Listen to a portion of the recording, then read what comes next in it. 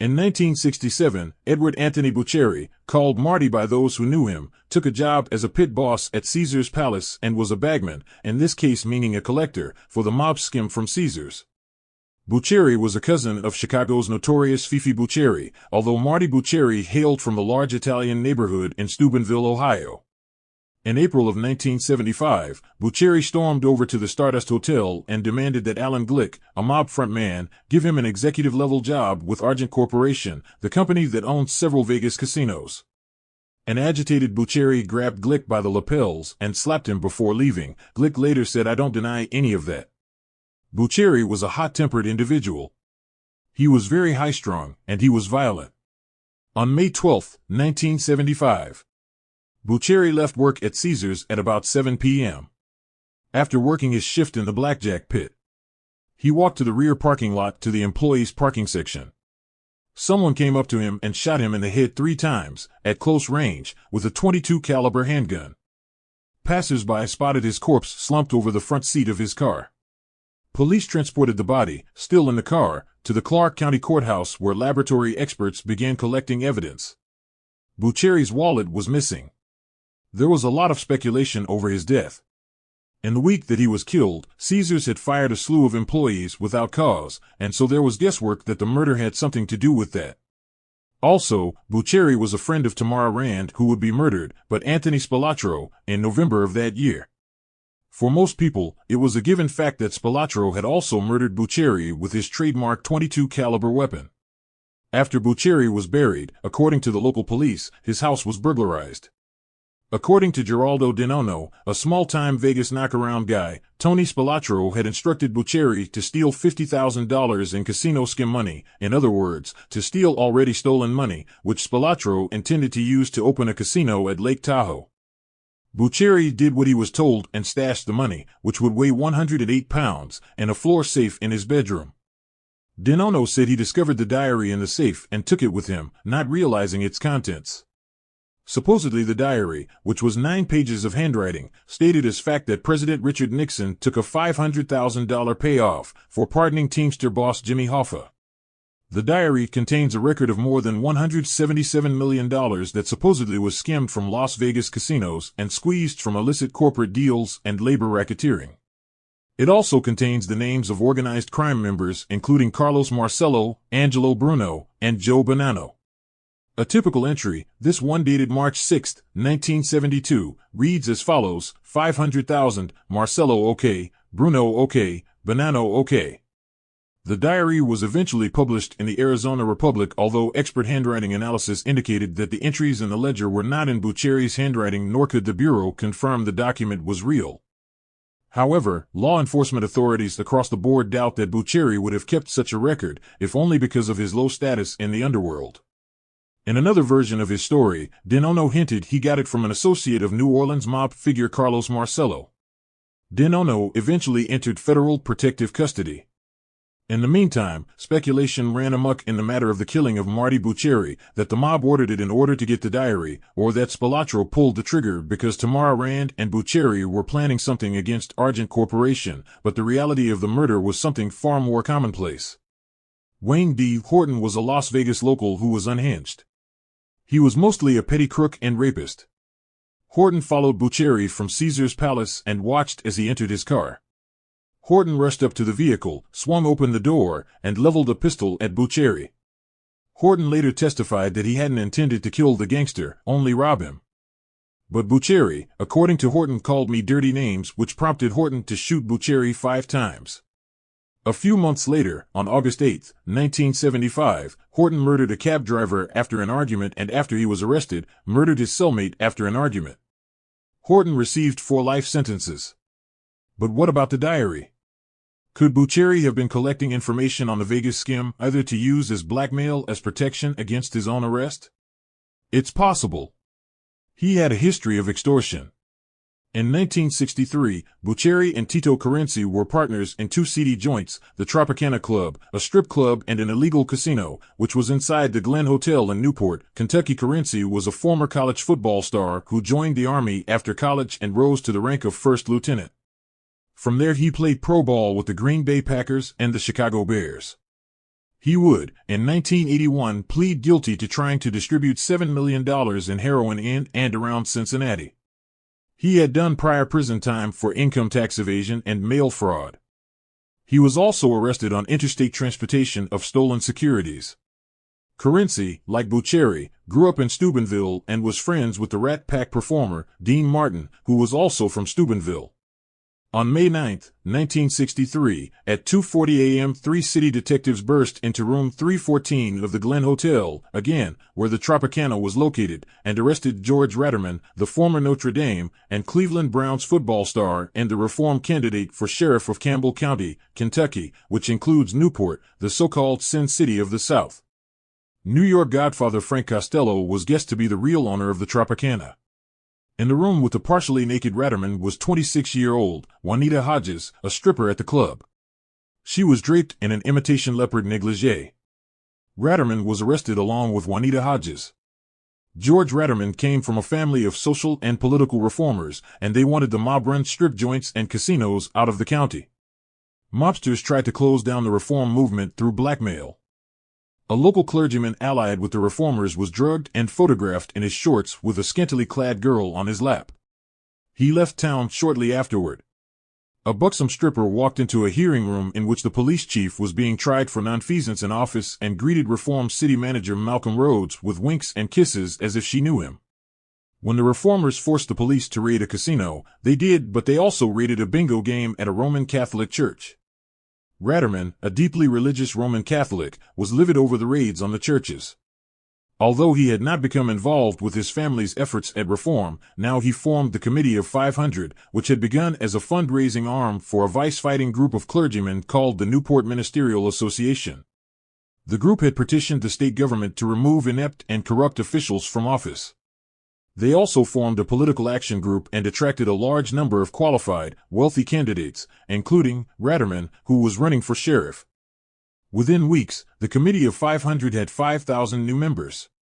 When Ratterman announced his candidacy, he said in his first speech, "I am told that if I run for sheriff, I will be the victim of all sorts of personal slanderous attacks, especially when it becomes apparent that I am sincere, and when our opponents find they cannot buy me off. If this is the price that one must pay to run for office as your candidate, so be it. But I say to our opponents, let the attack start now if they must.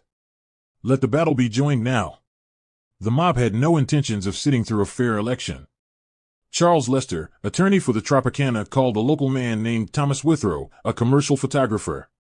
In sworn testimony about his conversation with Lester, Withrow described it as follows. "First of all," he says, "I didn't know you were taking pictures," and I said, "Yeah, about 8 years," and he said that I was to go down to the Glen Hotel and see a fellow named of Marty, and I said, "But what for?" He said, "Well, to take some pictures." And then he went on to say, "You will be paid very well for doing this," and I said ahead and said, "Okay." And then he said, "I got your name from Bill Wise, the Commonwealth attorney for Campbell County. I had done work for Bill Wise because I'm also a photographer for the fiscal court in this county." Withrow arrived at the casino at about 5:15 p.m. and asked for Marty Buccieri. Withrow later testified, "Well, he started talking like I knew exactly what was going on. I guess he figured Lester had set this up already. I don't know, but he says, 'Now we want you to take this picture. It'll be of a man and a woman.' He didn't mention any names. I said, 'Well, do you want one or two taken?' I always take two regardless of how many they want. He said, 'Only take one.' I said, 'What will it be in?' He said, 'It will be in a room. Now, we'll open the door, you take the picture, and jump out. We will protect you.' So then I got a little scared. I thought, what the hell am I getting myself into here? And he said, 'Now, don't worry, you'll be well taken care of.' So I said, 'Well, okay, $5 is well taken care of with me.' So I took out a card, and it's a new card out at the new address, and I circled my night number, and said, 'Now you can get a hold of me here.' Then I got in the car, and the minute I got outside, I said to myself, 'Well, hell, I don't want anything to do with this place.' I went on home. Meanwhile, Currency called a businessman named Thomas Paisley. At a meeting, Currency told Paisley that he wanted him to arrange a meeting with Ratterman, which was odd because Currency, like Paisley, had known Ratterman since childhood. Ratterman's brother, Father Patrick Ratterman, was the dean of men at Xavier University where Currency had played ball. Paisley was in on it, something he later denied. Instead, he said that Currency told him he wanted to open a legitimate restaurant in New York and that he thought Ratterman, who was wealthy, would invest and thereby helping Currency get away from the mob. Paisley arranged the meeting, and a few days later he and Ratterman drove to the Tropicana to pick up Currency. Ratterman and Paisley arrived at the Tropicana at about 11 p.m. Ratterman waited outside because he didn't want to be seen in the casino. Paisley came back and said that Currency would meet them at the Terrace Hilton Hotel in Cincinnati. They found Currency in a little bar outside the gourmet room and sat down to talk. Ratterman remembers having only one drink there. After that, everything became a blur. Ratterman found himself back at the Glen Hotel in room 314. It was 1:35 a.m. At the same time, Buccieri started phoning the photographer Thomas Withrow, who was out of town. Buccieri left frantic messages with Withrow's wife to have Withrow come to Glen Hotel as they had talked about. But Mrs. Withrow didn't forward the message because her husband had already told her he didn't want to have anything to do with Buccieri. She later testified that the phone rang intermittently, every few minutes, until 3 a.m. When the incriminating camera angle fell through, Buccieri got a crooked cop involved. At exactly 2:32 a.m., Desk Sergeant Robert McSorley at the Newport Police Headquarters got a call. A voice asked if Detective Pat Sciaffardini was there. McSorley said, "He's not on duty tonight, but he just happens to be here." He put Sciaffardini on the phone. Sciaffardini listened for a minute, hung up, and said to McSorley, "There's a run-in for car 2. Prostitution. Room 314, Glen Hotel, Ratterman involved." McSorley asked Sciaffardini if he would make the run with the detectives, and he agreed. Later, in court, Sciaffardini explained that before dropping by the police station he had been drinking at the Tropicana. Clearly, while he was at the Tropicana, Buccieri convinced him to go to the police station and stand around until a call came in about a disturbance at the hotel and then for him to return to the hotel and arrest Ratterman. Ratterman got home at 3:30. His trousers were badly torn at the top. He was incoherent and his wife put him to bed. The next morning the Ratterman family physician sent Ratterman to the hospital to take samples of his blood and urine.